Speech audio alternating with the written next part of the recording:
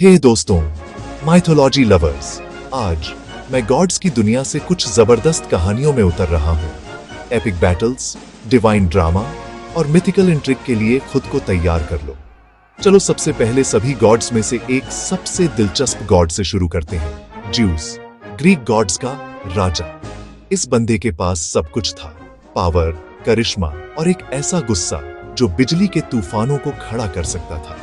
Legend है कि juice ने माउंट ओलिम्पस का सिंहासन हासिल करने के लिए अपने पिता क्रोनस को उखाड़ फेंका था, लेकिन यह सिर्फ ब्रूट फोर्स नहीं थी।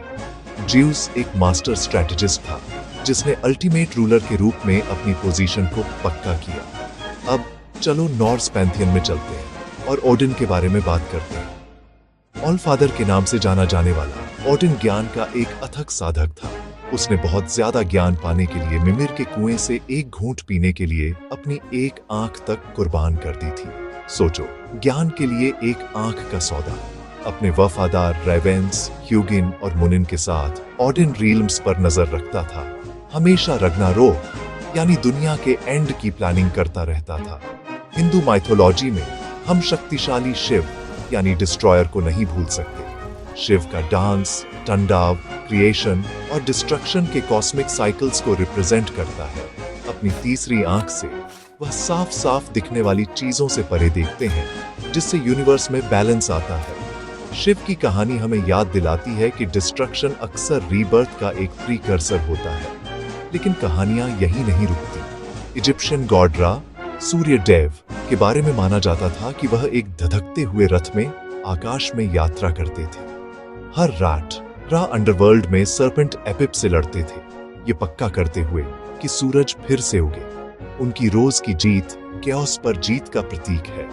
अब एज़टेक पैंथियन से हमारे पास क्वेटजलकोटल यानी पंखों वाला सर्पेंट है। हवा और ज्ञान के देवता के रूप में पूजे जाने वाले क्वेटजलकोटल के बारे में माना जाता था कि वह इंसानियत को ज्ञान और सभ्यता लाए थे। उनकी कहानियां ज्ञान और सीखने के इम्पोर्टेंस को हाईलाइट करती हैं।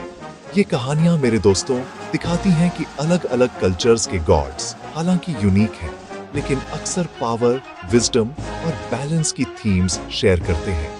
वे हमें यूनिवर्सल ह्यूमन एक्सपीरियंसेस और टाइमलेस ट्रुथ से जोड़ते हैं। तो अगली बार जब आप तारों को देखें तो इन इनक्रेडिबल कहानियों और उन गॉड्स के बारे में सोचें जिन्होंने कभी स्वर्ग पर राज किया था। इस मिथिकल जर्नी में मेरे साथ जुड़ने के लिए थैंक्स। एक्सप्लोर करते रहो, सोचते रहो और कहानियों के मैजिक पर विश्वास करना कभी बंद मत करो। अगली बार तक के लिए